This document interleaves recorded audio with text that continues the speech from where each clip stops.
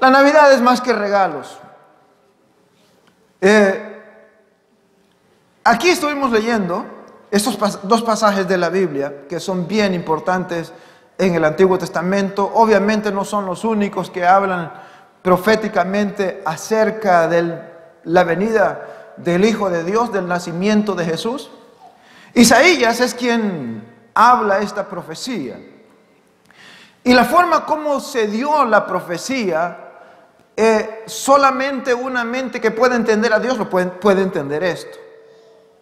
Fíjese usted que el rey Acaz era el rey de Judá en esos tiempos. Y Israel ha hecho, las otras 10 tribus de Israel, habían hecho una alianza con el rey de Siria para invadir al rey de Judá, que era el rey Acaz. Acaz, por supuesto, está temblando de miedo porque lo están rodeando los enemigos y la guerra es inminente. Dios envía a Isaías a hablarle a Acaz y a decirle que no tema. Y Dios, queriendo darle confianza al rey Acaz, Dios le hace una invitación por medio de Isaías al rey Acaz que pida señal. Acaz dice: yo no voy a pedir señal a Dios porque no voy a tentar a Dios. Pero mire, esto es un poquito absurdo porque Dios solamente puede ser tentado cuando Él no está invitando. Cuando Él está invitando, eso no es tentar. O sea, usted no tentaría. Si Dios le dice a usted: pídeme todo lo que quieras, que yo te lo doy, usted puede pedir lo que usted quiera porque usted no está tentando a Dios. Entonces la respuesta del rey Acaz para Dios fue sinónimo de incredulidad. Y como Acaz no quiso pedir señal, pues entonces Dios dice: pues yo voy a dar una señal. Tú no pides señal, yo voy a dar una señal. Y la señal está en el versículo 7. Porque un niño os es nacido. Note usted que dice: niño os es nacido. Eso no es nada común cuando usted lo ve, que todos los niños, todo ser humano que viene a la tierra nace como niño, ¿verdad? No hay nadie aquí que no haya nacido de la misma manera. Todos nacimos de la misma manera. Así que eso no es nada nuevo. Pero lo que viene después es lo que hace que este niño no sea un niño más en el mundo o un nacimiento más en el mundo. Dice: hijo nos es dado. Esto hace toda la diferencia. Niño nacido es el niño de María, el hijo que nació de María. Pero ese es el niño que nació de María. Pero hijo nos es dado. Tiene que conectarlo usted con el versículo más conocido del mundo, Juan 3:16. Porque de tal manera amó Dios al mundo que dio a su Hijo unigénito, para que todo aquel que en él crea no se pierda, mas tenga vida eterna. Entonces este Hijo nos es dado, es el Hijo de Dios, porque María no estaba dando su Hijo, Dios estaba dando su Hijo. Y dice: y el principado sobre su hombro, y se llamará su nombre admirable, consejero, Dios fuerte, Padre eterno, príncipe de paz. Esa es la señal que Dios le da al rey Acaz por su incredulidad. En otras palabras, quieras creer o no lo quieras creer, yo voy a dar esta señal. Y va a acontecer. Y esto sucedió 700 años antes de Cristo. Antes de Cristo venir a nacer, en la profecía de Isaías se dio 700 años antes de ese acontecimiento. Solamente Dios puede decir el mañana. Solamente Dios puede conocer el futuro. Solamente Dios puede decir lo que va a pasar 100 años, 1000 años, 2000 años más adelante, porque Él es el dueño del futuro. Ahora, ¿por qué es importante esta profecía? Porque la profecía confirma el Evangelio. Y el Evangelio es confirmado por la profecía. De hecho, la Biblia dice en 1 de Corintios 15, dice que Jesucristo murió por nuestros pecados conforme a las Escrituras. Que fue sepultado y que resucitó al tercer día conforme a las Escrituras. Es decir que el Evangelio es confirmado por las profecías y todo el Evangelio es conforme a las Escrituras. Todos los acontecimientos de Jesús, en la vida, en su muerte, en su resurrección, en su ascensión, todo estaba profetizado. Es decir que el Evangelio entonces, el Evangelio es conforme a las Escrituras. El nacimiento, todo es conforme a las Escrituras.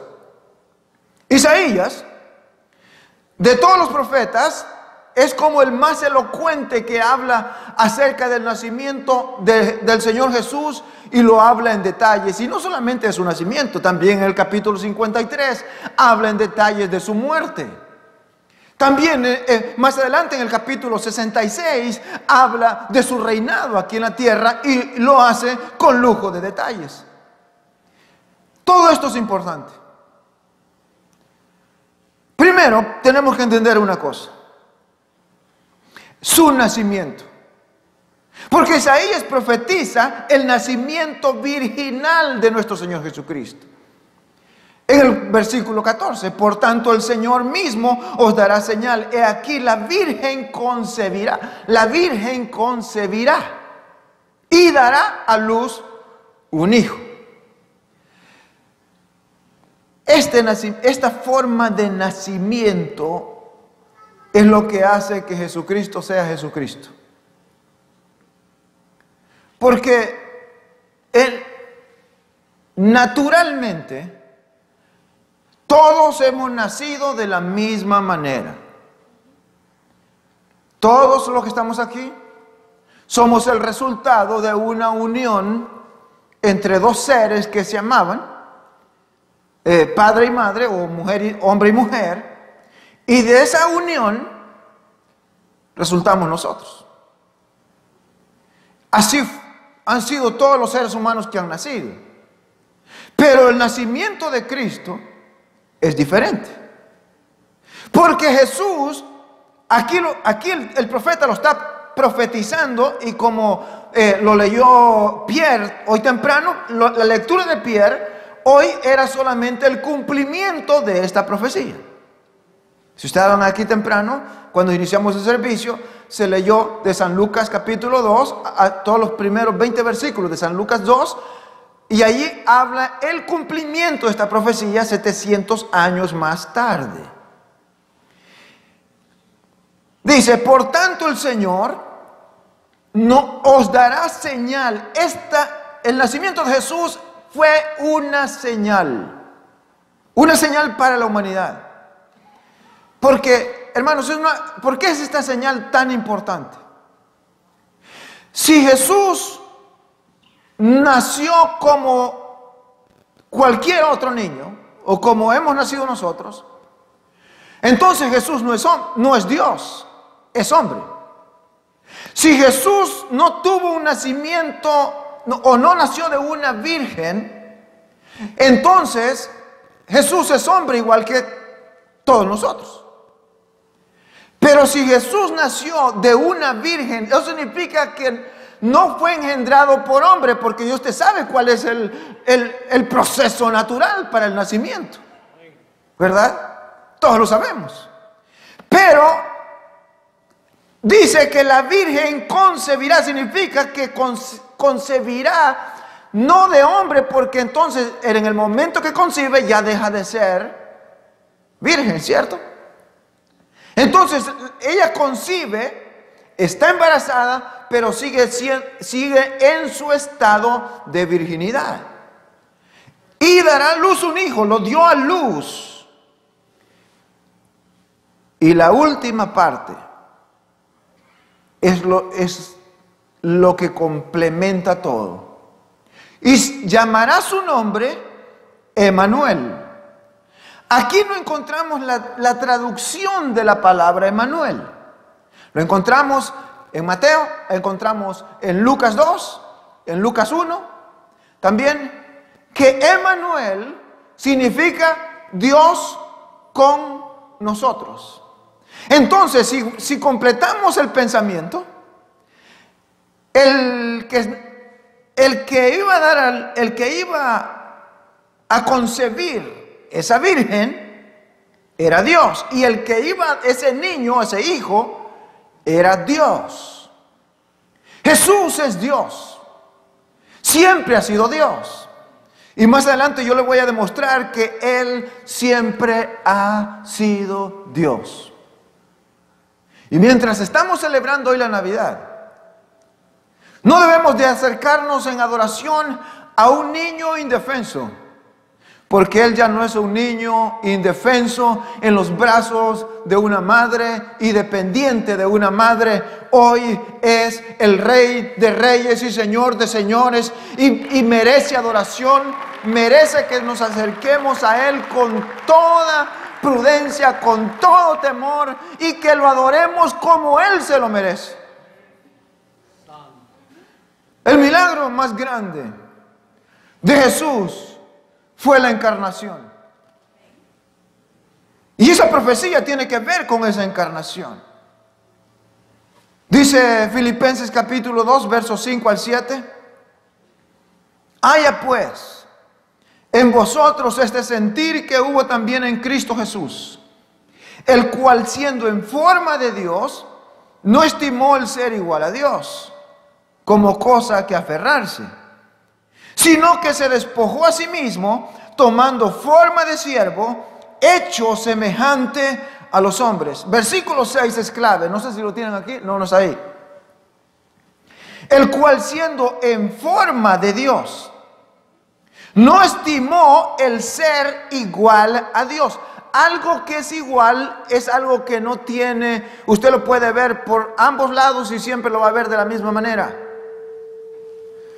No hay uno más alto que el otro, los dos son igual. Dios el Padre, Dios el Hijo, Dios el Espíritu Santo, los tres son un solo Dios y son igual. Es decir, que Cristo es Dios. Pero no escatimó, dice el versículo 7, que no escatimó el ser, y el versículo 6, el ser igual a Dios, sino que se destronó, se despojó de su gloria para venir a la tierra a buscarlo a usted y buscarme a mí. Dios, el Emmanuel, Dios con nosotros, caminando entre los hombres, a buscar lo que, de acuerdo a lo que Él dice en Juan 10:10, a buscar lo que se había perdido. Y lo que se había perdido no eran las ovejas, no eran los animales. Hasta el día de hoy los animales están en el mismo lugar donde han estado siempre.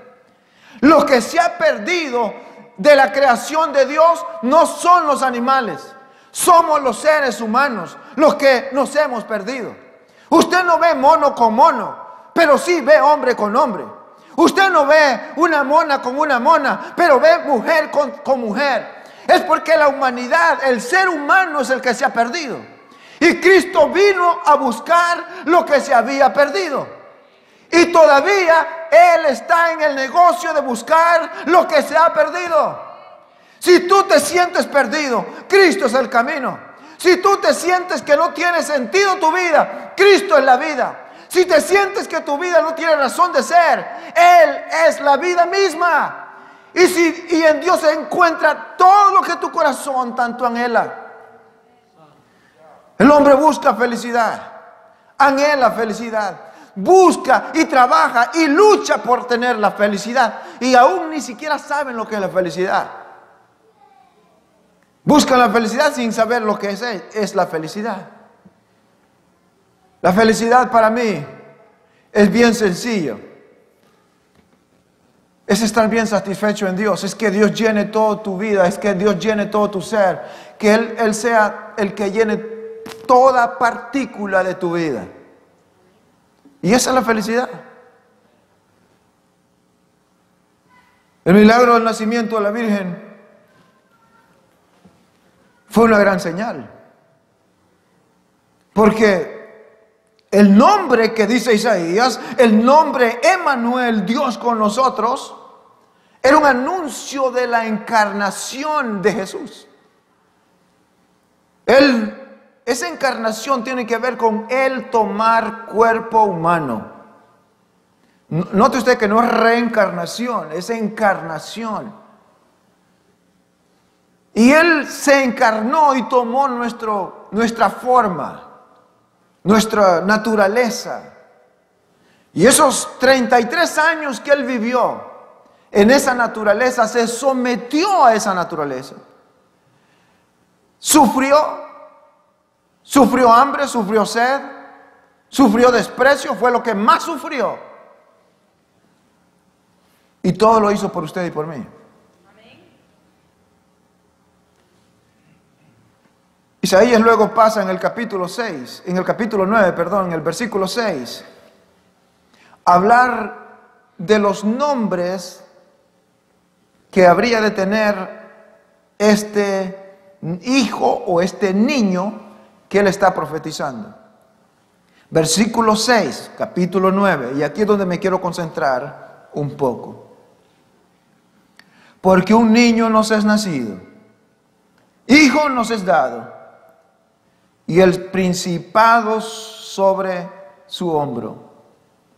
Y se llamará su nombre Admirable, Consejero, Dios fuerte, Padre eterno, Príncipe de paz. Y aquí quiero ir uno por uno. Quise alterar el orden para dejar lo más importante para último, pero después decidí dejarlo así como está, en el orden en cómo está. Primero, en el versículo dice, admirable. ¿Por qué Él es admirable? Cuando yo tenía 11, 12 años, yo admiraba a mi papá. Lo miraba tan guapo mi papá. A veces me pregunto si él me mira a mí así de guapo como me miraba mi papá, como yo miraba a mi papá a esa edad. Y lo miraba tan guapo a mi papá que me encantaba verlo a él. Y lo admiraba. En muchas áreas lo admiraba. A esa edad yo no tenía un amplio conocimiento todavía de la vida y no miraba los defectos, solo miraba lo bueno de mi papá. Creo que todos nosotros tenemos alguien a quien admirar, o hemos en algún momento admirado a alguien. Pero déjeme decirle que pueden haber personas muy amadas suyas que usted los admira, pero no hay nadie más admirable que Jesús. Es admirable por todo más. Cuando yo estudio las profecías, porque soy estudioso de las profecías, me fascina su historia. Me fascina su historia porque lo que es ahora historia fue profecía en un tiempo. Y cuando leo la profecía, estoy conectando la historia y yo me maravillo. Me fascina. Porque el leer, por ejemplo, Isaías, aquí lo que estamos estudiando ahora,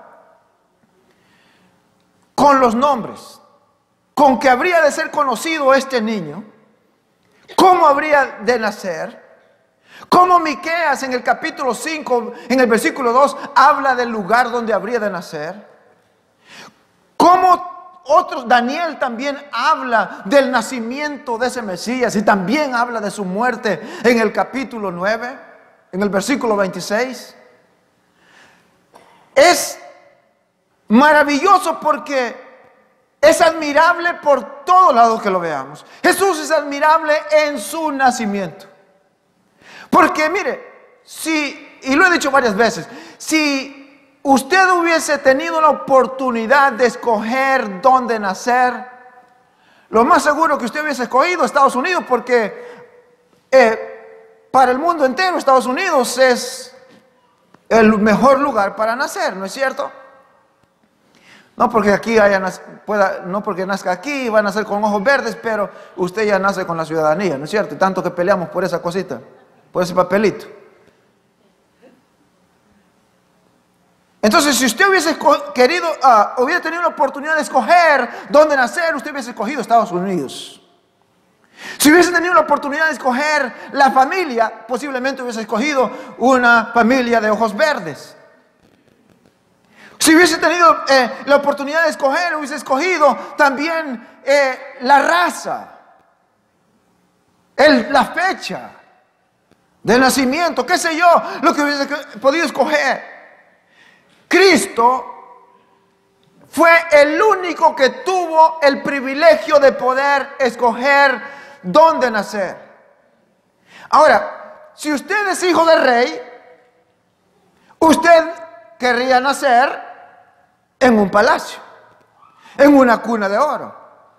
Él no escogió nacer en cuna de oro, sino que decidió nacer en un pesebre.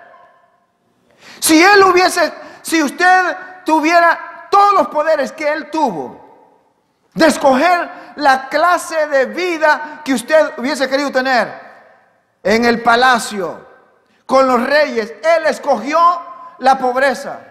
Él escogió no tener dónde recostar su cabeza, con el fin de venir a buscarnos a usted y a mí. Eso para mí lo hace a Jesús llevar el nombre y ganarse el nombre de admirable. Él es admirable. Hermanos, muchos seres humanos han hecho muchas cosas buenas por la humanidad, pero ninguno como Jesús. Se han escrito millones y millones y millones de libros acerca de Él. Es estudiado en las universidades. Es estudiado en las escuelas. Bueno, en algunas, hoy ya no, pero en algunos tiempos sí se estudiaba a Jesús. Pero en las universidades se estudia aún para contradecir su palabra, pero lo estudian. Es el que más corazones ha ganado para Dios. Es el que ha conquistado millones y millones de corazones a través de todos los siglos que han pasado después de su nacimiento. Él ha conquistado corazones y lo ha hecho sin armas y sin guerra. Lo ha hecho solamente con el poder de su amor. Ha conquistado corazones. Eso para mí es que lo hace admirable. Es admirable también en su vida. Los evangelios registran la vida de Jesús. Registran cómo Él vivió. Cuando estaba rodeado de enemigos, los perseguían sus enemigos, Él nunca perdió el control. Fíjese usted que de todas las cosas que yo admiro de Jesús, es la capacidad de tener un autocontrol. Porque Él era Dios, 100%, hombre 100%. Pero, ¿qué pasaría si usted tuviera esa misma naturaleza? Que usted tuviera 100%, bueno, ya 100% hombre es, pero que usted tuviera la otra parte, el 100% Dios. ¿No le gustaría cambiar algunas cosas aquí en la tierra? Yo lo haría, hermano. Cuando yo estaba estudiando, había un compañero que era el más grande de todos. Yo era el más flaco y el más chaparro. Ese me había agarrado a mí como de bola de estarle pegando. Todo el tiempo me estaba pegando, me pegaba. Y yo decía, algún día voy a ser hombre. Algún día voy a ser hombre. Y yo queríamos, literalmente le digo, yo quería tener, porque había visto esas películas que hacen y carbonizan. Y yo quería tener esos poderes, ¿no? Para poder carbonizar a Mauricio, porque ahí se llamaba. Mire, de todos los compañeros no me acuerdo no me acuerdo los nombres, pero eso no se me olvida, porque ¿cómo me voy a olvidar? Mauricio. Lo quería carbonizar. Cristo es 100% Dios. Tiene todo el poder de Dios. Mas sin embargo, porque está en un envase humano, en una naturaleza humana, Él se despojó de esa parte y se sometió a nuestra naturaleza. Y cuando le dicen, bájate de esa cruz, sálvate a ti mismo y sálvanos a nosotros, Él no hace nada. Cuando le dicen los que están abajo, si eres el Hijo de Dios, bájate de la cruz, Él no hace nada. Hermanos, para mí esto es admirable, porque a pesar que tiene todo el poder, no abusa de su poder. Solamente espera el tiempo cuando Él tiene que usar su poder. Vivió una vida admirable en todos los sentidos. Manifestó bondad, manifestó compasión, manifestó una piedad que nunca se ha visto. Se compadecía de las personas, sanaba enfermos, alimentaba a los hambrientos, demostró una asombrosa sabiduría como nadie más lo había tenido. Los enemigos mismos lo escuchaban hablar y decían, ¿de dónde tiene tanta sabiduría? ¿No es este el hijo de María? ¿No es este el hermano de Jacobo? Porque hablaba con una sabiduría que nadie jamás había hablado.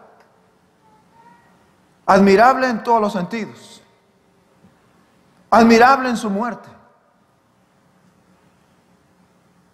En su muerte, Él no le huye a la muerte. Cuando lo van a arrestar, preguntan, ¿eres tú Jesús? Él dice, yo soy. Él no le tiene miedo a la muerte. Nunca le tuvo miedo a la muerte. Le tuvo miedo al dolor, eso sí, fue normal, es natural. Él estaba en 100% hombre y como 100% hombre, Él no quería pasar por la cruz, el sufrimiento. Y fue admirable en su muerte. Porque, como dice el apóstol Pablo lo pone de esta manera y dice, bien os haría alguien morir por el justo y por el bueno, pero ¿quién moriría por el impío y el pecador? Eso es lo que hace que la muerte de Jesús sea diferente a todas las muertes, porque Jesús no estaba muriendo por sí mismo, Jesús estaba muriendo por nosotros. El que tenía que morir en la cruz no era Jesús, era usted, era yo. Era yo quien tenía que ser clavado en la cruz, no mi Señor Jesús. Pero por eso es que su muerte es admirable, porque Él, sin haber cometido un delito ninguno, ni un solo delito, Él entregó su vida por nosotros. Él no tenía que ir a la cruz, Él no tenía que morir, pero Él decidió morir. Así que es admirable en su muerte. Pero no solamente es admirable en su muerte, también es admirable en su resurrección. Porque aunque murió, lo mataron, lo sepultaron. Pero la Biblia dice en 1 Corintios capítulo 15, todo el capítulo 15, habla de resurrección. Y dice, mas Cristo ha resucitado de los muertos, conforme a las Escrituras. Y dice, y se le apareció a más de 500 hermanos a la vez. Se le apareció a Jacobo, se le apareció a Juan, se le apareció a Cefas, que es Pedro. Y luego dice, y como un abortivo, también se me apareció a mí, dice Pablo. Por 40 días estuvo Jesús, después que resucitó, presentándosele a las personas que habían creído en él. Cristo no resucitó para volver a morir. Lázaro resucitó para volver a morir. Y todos los que resucitaron, porque allá habían habido resurrecciones antes de Jesús. Incluso cuando Cristo murió, hubo una resurrección. Resucitaron muertos, justos que habían muerto, resucitaron. Pero volvieron a morir. La resurrección de Cristo es admirable porque Cristo no volvió a morir, es decir, resucitó sin corrupción alguna, ya no puede volver a morir. Esa es la clase de Dios que usted tiene y la clase de Dios que yo tengo. Un Cristo que no está muerto, un Cristo que ha resucitado y que está ahora sentado a la diestra del Padre, y por eso su nombre es admirable. Aleluya. El libro de Hebreos dice que Él traspasó los cielos y está sentado a la diestra del Padre ahora, intercediendo por nosotros, y que tenemos un sumo sacerdote que intercede por nosotros. Aleluya. La otra palabra es consejero. Es el consejero que nos entiende. Parte de mi trabajo es eso. Consejería. Y qué difícil es eso. Eso es difícil.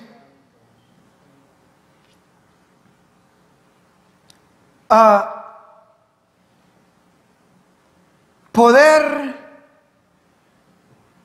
entender, poder ayudar, poder dar un buen consejo.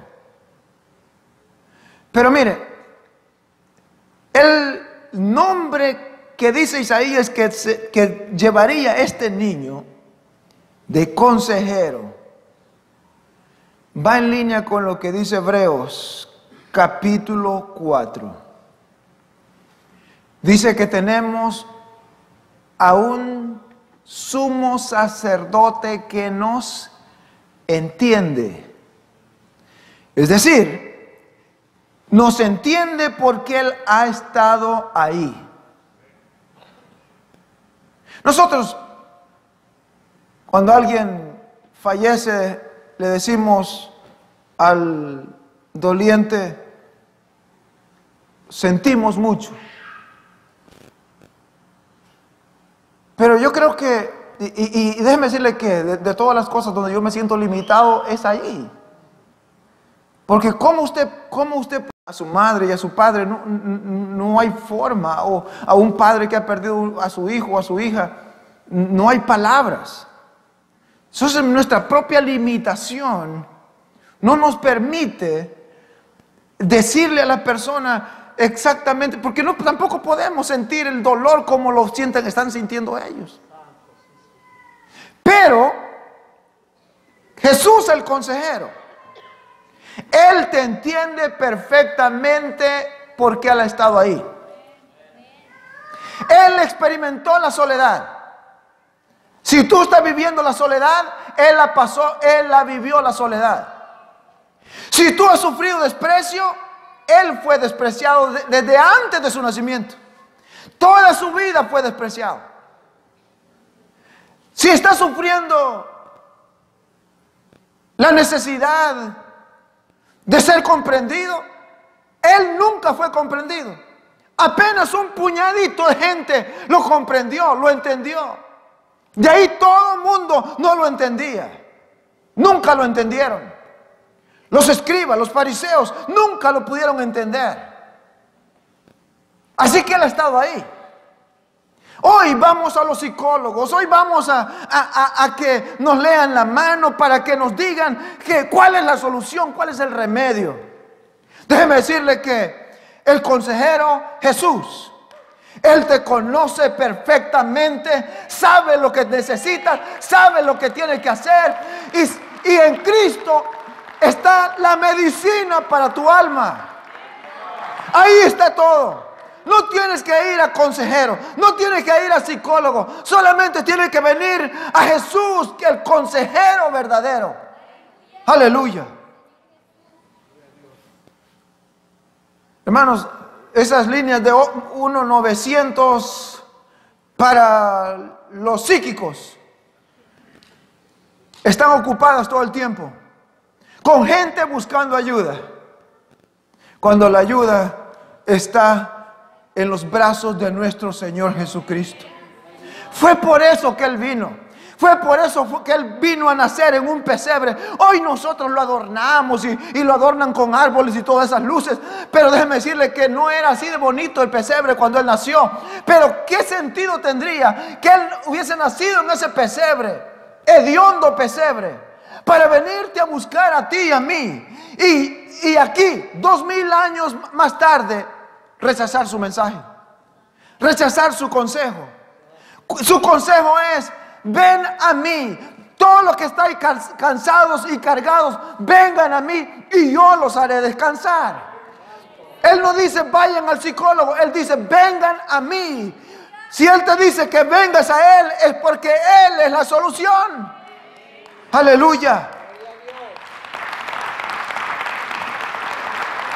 Para ese consejero no hay problema que sea muy grande para él. Ningún problema es grande para él. Los discípulos están muertos de miedo, porque se levanta una tormenta en el mar, vientos fuertes, y la Biblia dice que las olas parecían que iban a hacer hundir la barca. Ellos están temblando de miedo. Jesús está en la barca y está durmiendo. ¿Qué le parece? Ellos con miedo y Él durmiendo. Mientras las olas estaban inundando la barca y la barca parecía que se hundía. Ellos van y despiertan a Jesús. Y Jesús se pone de pie, reprende al viento, reprende a la mar, y la mar le tiene que obedecer. Porque no hay problema tan grande para Jesús. Para Jesús, el consejero, no hay problema muy grande que tú tengas que no lo puedas traer a Él y que Él no tenga solución. Tal vez no te arregle el problema, pero te va a dar paz en medio del problema. Oh, gloria a Dios. Jeremías dice: me dejaste a mí, fuente de agua viva, y fuiste y cavaste cisternas rotas que no retienen agua. Lo que Dios dice es que la solución para nuestra necesidad, la solución para nuestro problema está siempre en Dios. No busques cisternas, no busques escarbar cisternas, no vaya a donde psíquicos, no vaya a donde psicólogos, venga a Cristo y Cristo soluciona el problema. Aleluya. La tercera palabra es Dios fuerte. Dios fuerte, la palabra fuerte tiene que ver con poder, Dios poderoso. Hermanos, ¿qué puede ser imposible para Dios? No hay nada imposible para Dios. Cuando buscamos su reino primero, no hay nada imposible para Dios. A veces no pasa nada con nuestra vida porque estamos buscando los beneficios del reino y no el reino.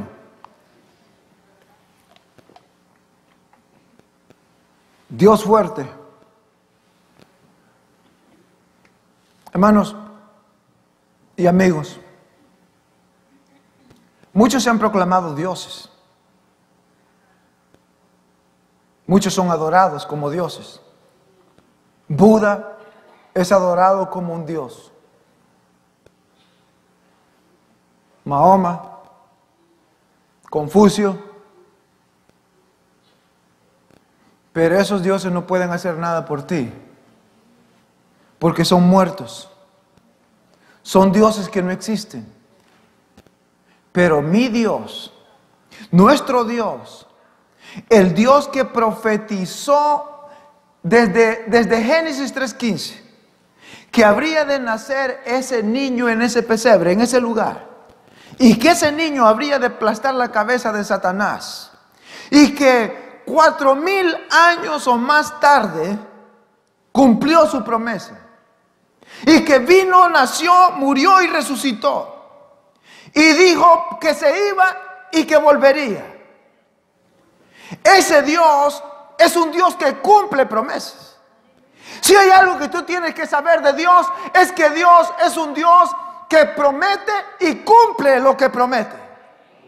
Si hay algo que necesitas recordar de Dios, es que Dios no es hombre para que mienta, ni hijo de hombre para que se arrepienta.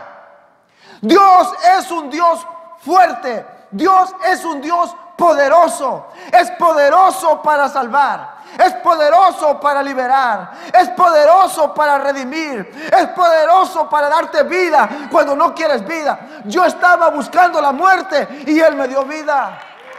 Aleluya. Cuando llegó el momento del cumplimiento, como dice el apóstol Pablo, murió conforme a las Escrituras, pero también resucitó conforme a las Escrituras, porque la muerte no lo pudo retener, porque era el mismo Dios y la muerte no puede retener a Dios. Dios es un Dios fuerte.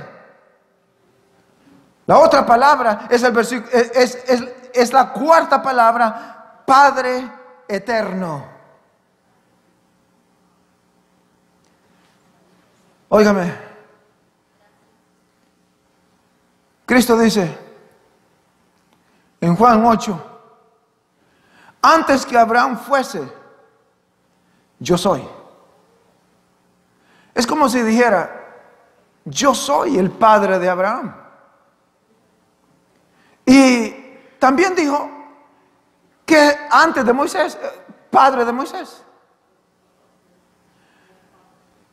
Regresando a la palabra admirable, me viene a la memoria la historia de Manoa, el padre de Sansón. El ángel de Jehová, dice, se le aparece a Manoa.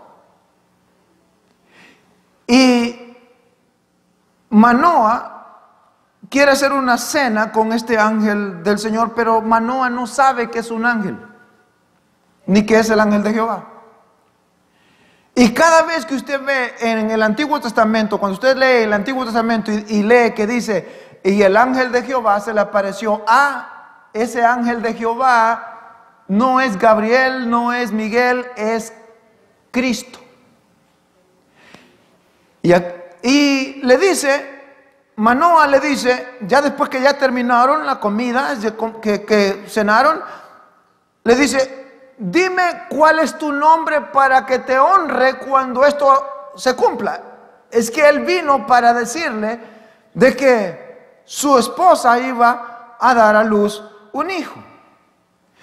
Y le dice, el ángel de Jehová le dice a Manoa, ¿por qué me preguntas por mi nombre, que es admirable?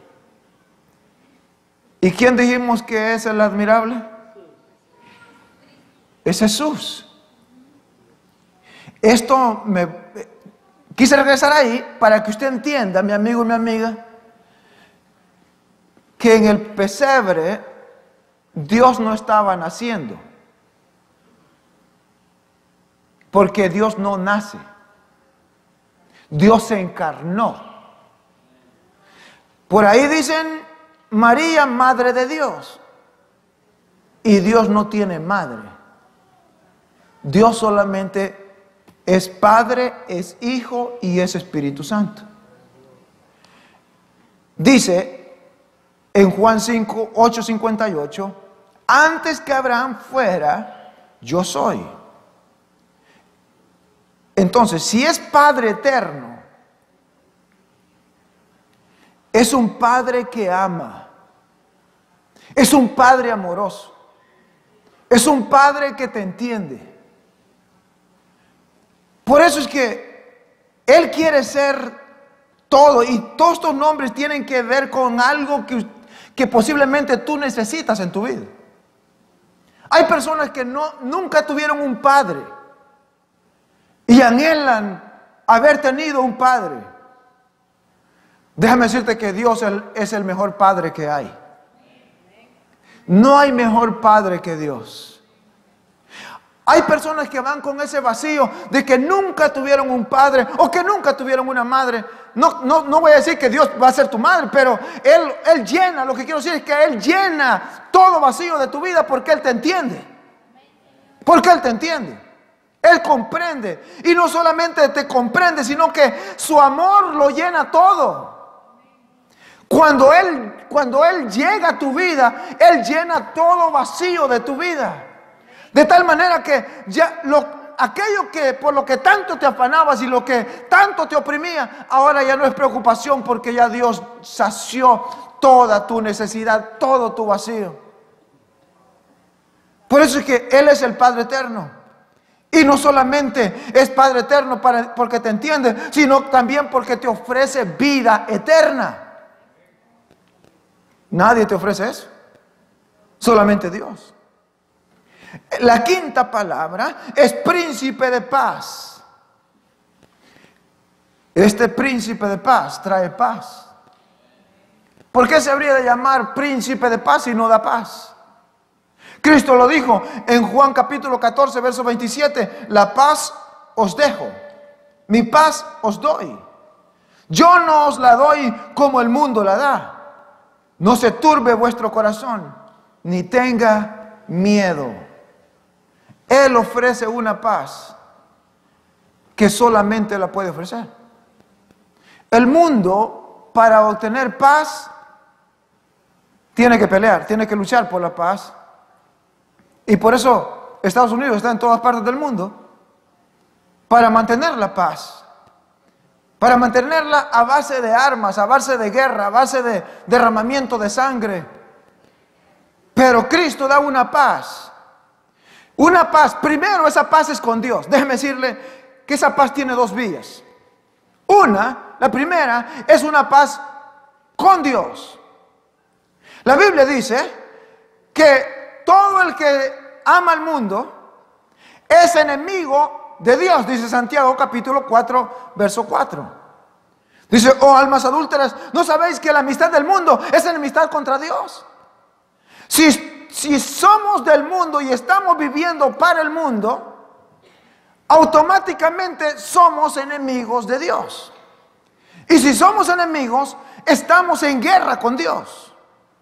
Pero Cristo viene a poner paz en medio de esa guerra. Cuando Cristo entra en nuestra vida y entra en nuestro corazón, Él pone esa paz entre Dios y nosotros. De tal manera que el apóstol Pablo dice que en el capítulo 8 de Romanos, dice, ahora nosotros le llamamos ahora Abba Padre, porque ahora ya Él no es enemigo, ahora es Padre. ¿Entienden? La enemistad se termina cuando Cristo entra en nuestra vida. Se termina la enemistad que hay entre nosotros y Dios. Esa guerra, esa pelea que hay entre Dios y nosotros. Esa es la paz con Dios.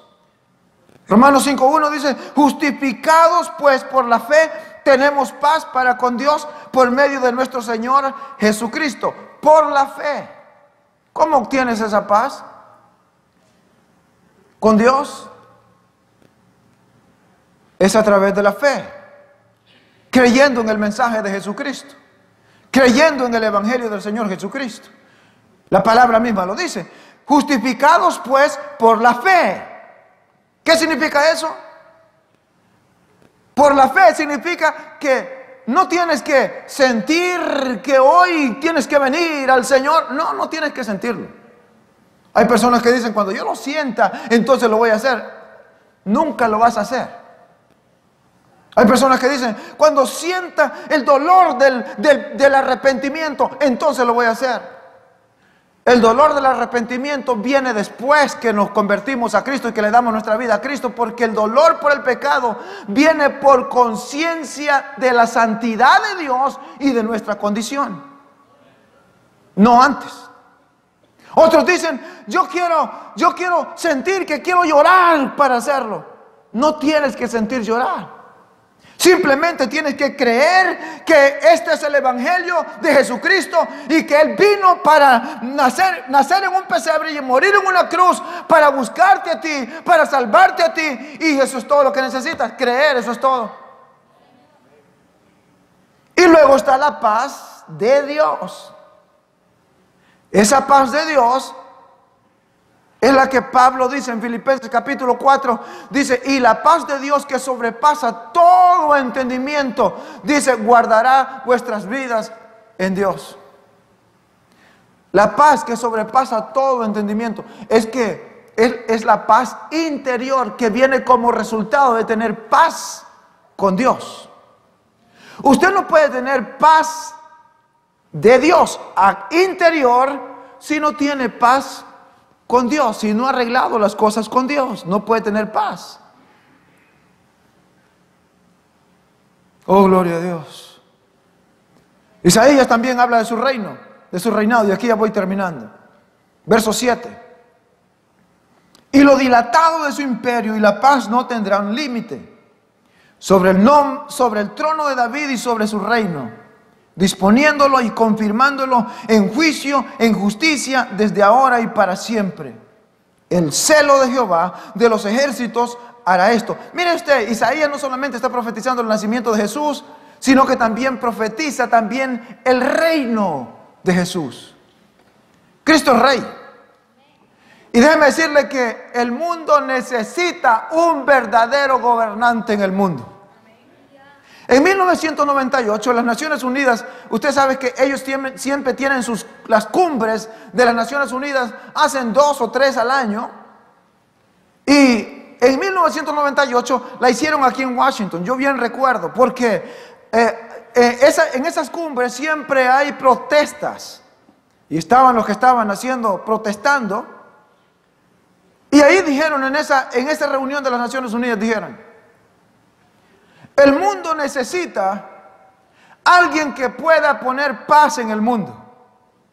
Alguien que pueda acabar con la pobreza. Alguien que pueda acabar con las guerras.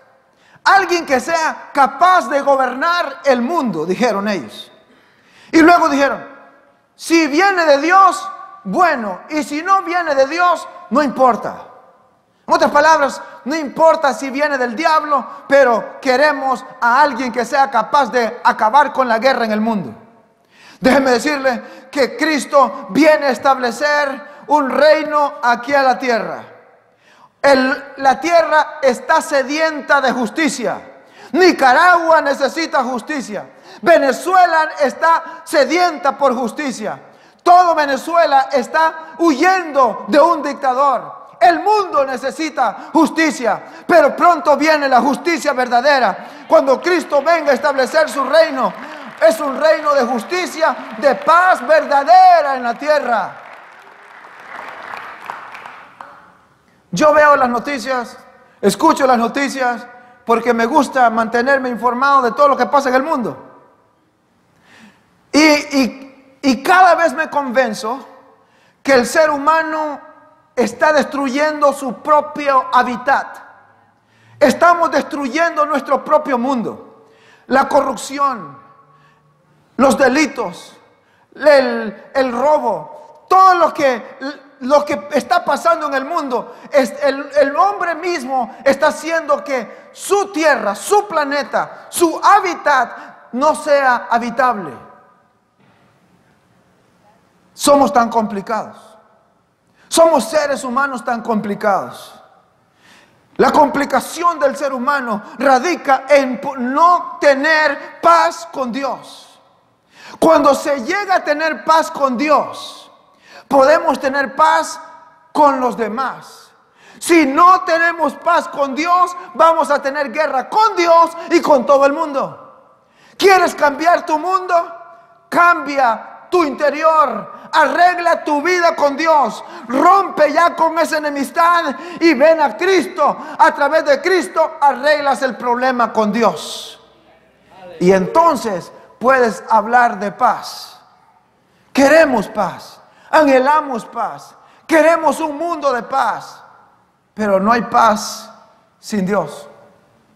Paz verdadera no hay sin Dios. La verdadera paz solamente se encuentra en Cristo. Vamos a estar de pie.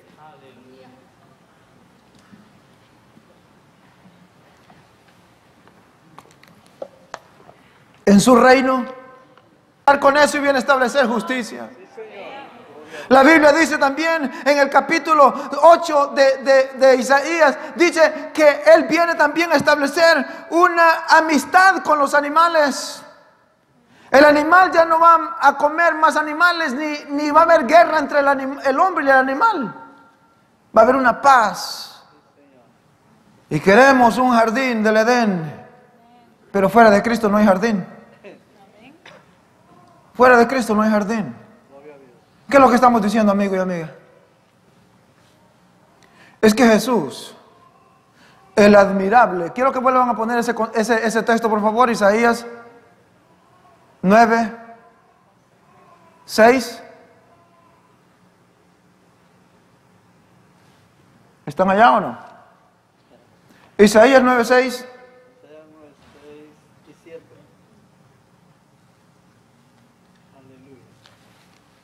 Ya. Su nombre será y se llamará su nombre admirable, consejero, Dios fuerte, Padre eterno, príncipe de paz. ¿Qué es lo que recibes cuando recibes a Cristo? Un paquete entero. Todo un paquete entero. Amigo, el mundo no ofrece eso. El diablo no ofrece eso. Solo Dios ofrece eso. ¿Qué quiere decir eso? Significa que allí está todo lo que tú anhelas. Todo lo que tú deseas está ahí. Y lo único que tienes que hacer es reconocer que Jesús te vino a buscar a ti. Eso es todo. Reconocer que estamos perdidos. Porque en cierta forma todos estamos perdidos. Una niña está orando y le dice a Dios: Dios, cuida a papi, cuida a mami. Y por favor, cuídate tú, porque si tú no te cuidas, todos estamos.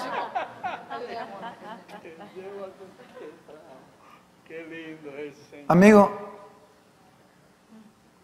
en Cristo se encuentra todo aquello que tanto anhelas. Está en Cristo.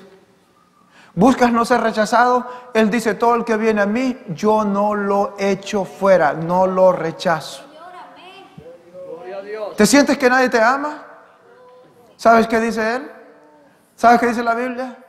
Dice que ya fuiste acepto en el amado. Él ya te aceptó a ti. ¿Qué es lo que hay en tu vida? ¿Qué es la necesidad que tienes? Tal vez hoy en este día de Navidad estás sintiéndote solo. De hecho, es un tiempo de nostalgia para muchos entes.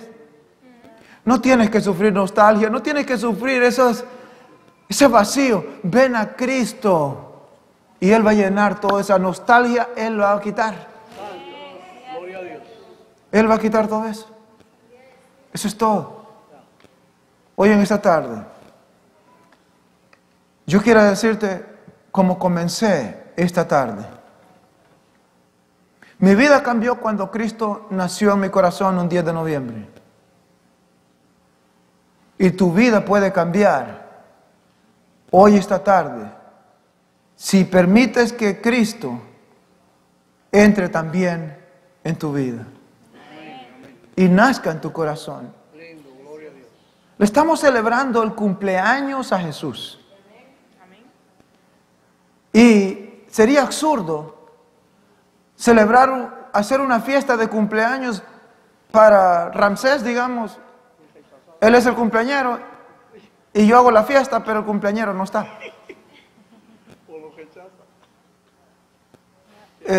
Porque lo rechazamos. Si vamos a celebrar la Navidad, celebrémosla de verdad, asegurándonos que Cristo, el niño que nació en el pesebre, también ha nacido en nuestro corazón y Él ha cambiado nuestra vida. Ahí donde estás lo puedes hacer. Haz conmigo esta oración. ¿Estás listo? Dile: Señor Jesús, hoy he escuchado tu palabra. Hoy he aprendido que tú eres admirable. Te he admirado toda mi vida por ser un gran profeta, ser un gran hombre.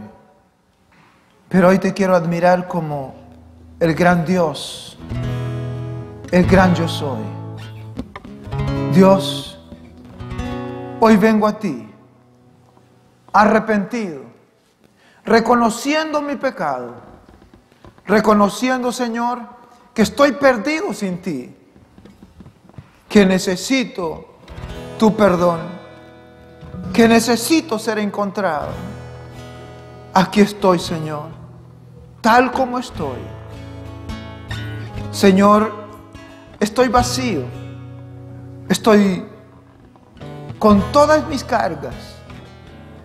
Las traigo a ti, Señor, y creo en tu palabra, que tú has dicho: venid a mí los que están cargados, y yo los haré descansar. Señor, perdona mis pecados y escribe mi nombre en el libro de la vida. Amén.